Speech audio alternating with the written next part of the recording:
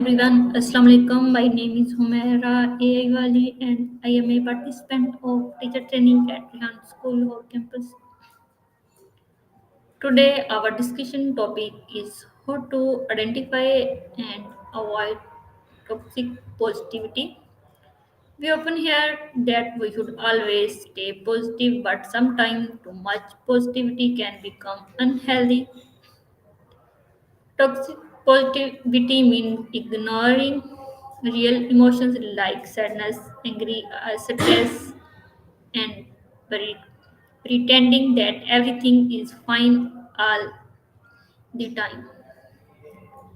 In these discussions, we will talk about how to recognize toxic positivity, why it can be harmful, and how to balance positivity with honesty and empathy.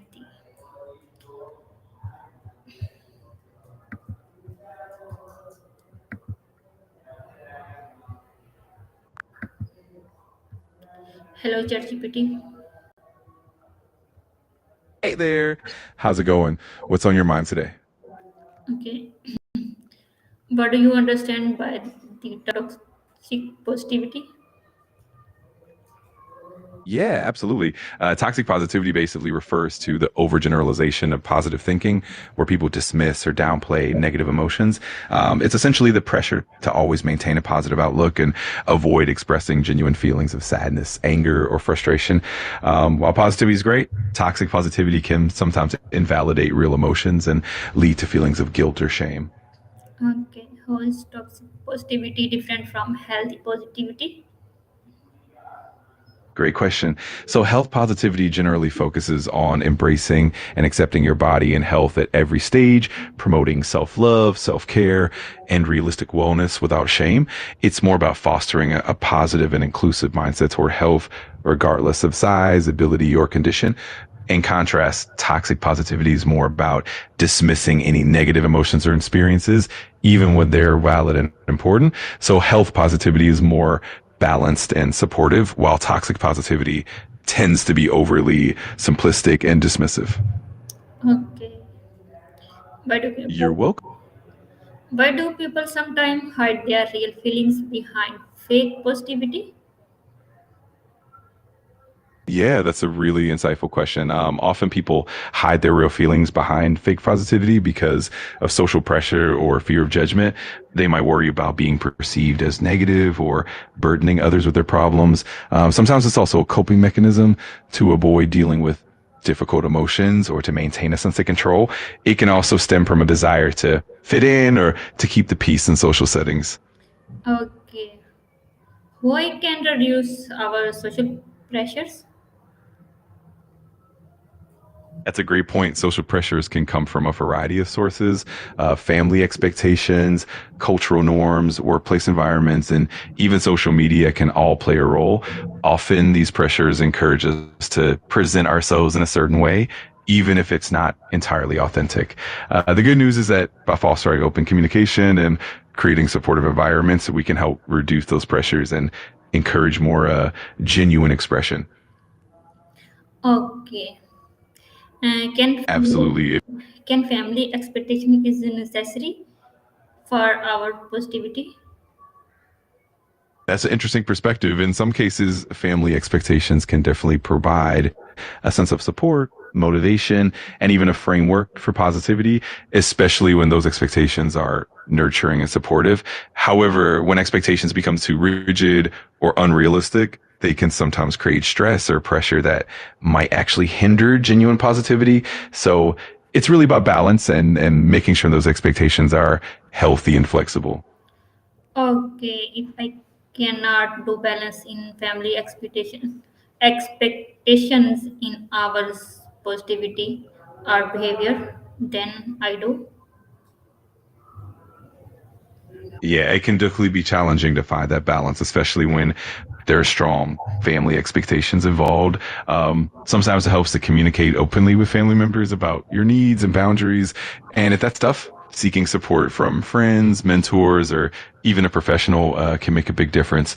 Ultimately, it's all about finding what works best for you and ensuring your well being. Okay, if I cannot become a strong. Then I do.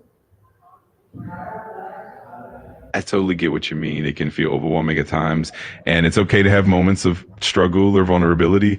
The key is to be gentle with yourself and recognize that growth and strength take time. It's perfectly fine to take small steps and seek help when you need it. You're definitely not alone in that journey. Okay, what I can bet, but what kind of steps I can take? There are definitely a lot of small practical steps you can take. For instance, focusing on self care routines, like setting aside time for yourself each day, can help. Also, building a support network of friends, mentors, or even support groups can make a big difference. Practicing mindfulness or journaling can also help you process emotions. And of course, setting small, achievable goals can build confidence over time. It's all about taking it step by step. Okay.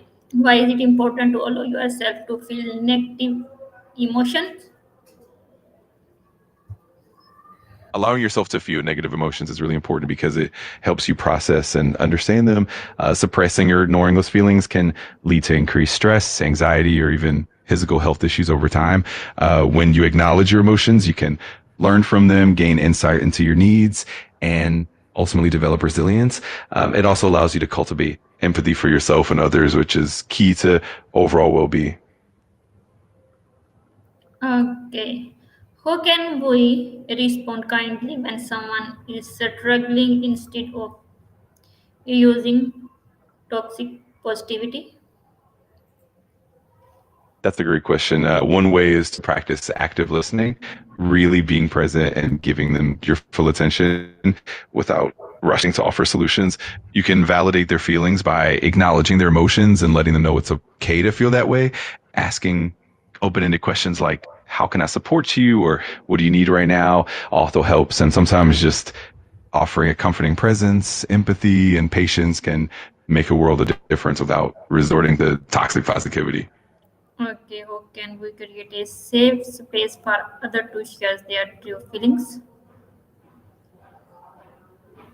Absolutely. Creating that safe space is crucial. It really helps others feel heard and understood, and it encourages them to get open up more freely. When people know that they won't be judged or dismissed, they're more likely to share their true feelings. It's all about empathy, patience, and really being present in the moment.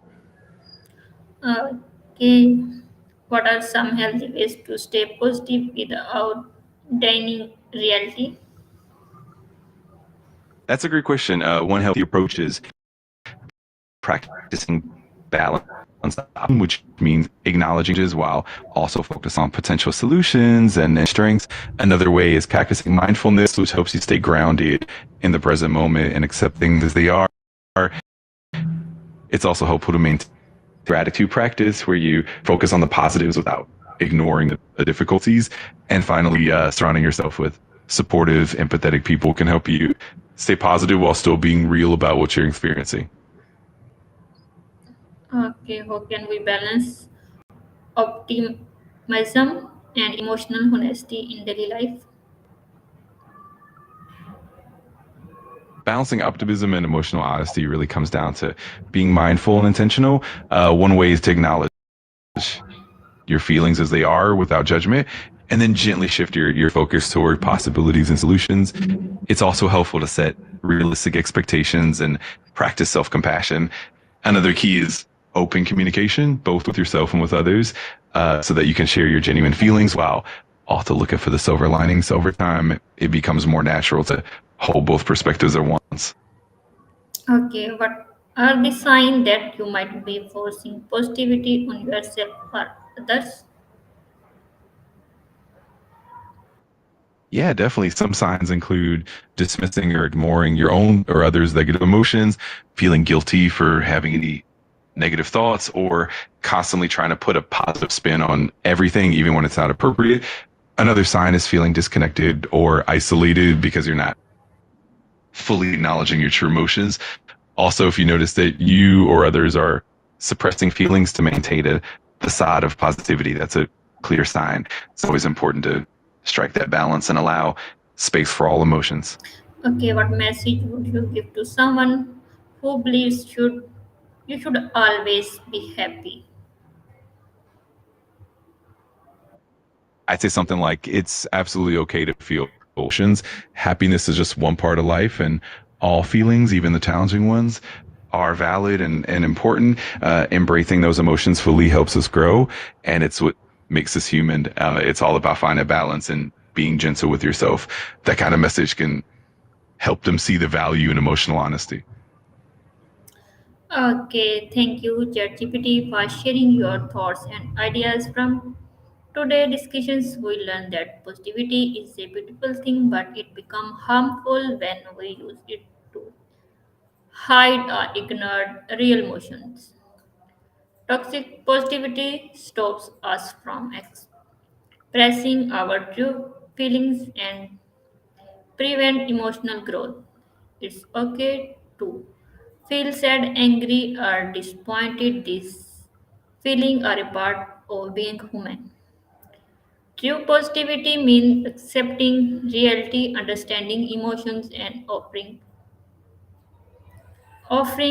Absolutely. genuine sports to others. So let's remember to be kind, honest, and emotional balance both with ourselves and with those around us. Exactly. That's such a wonderful takeaway. Embracing that balance and fostering empathy and understanding truly makes a positive difference.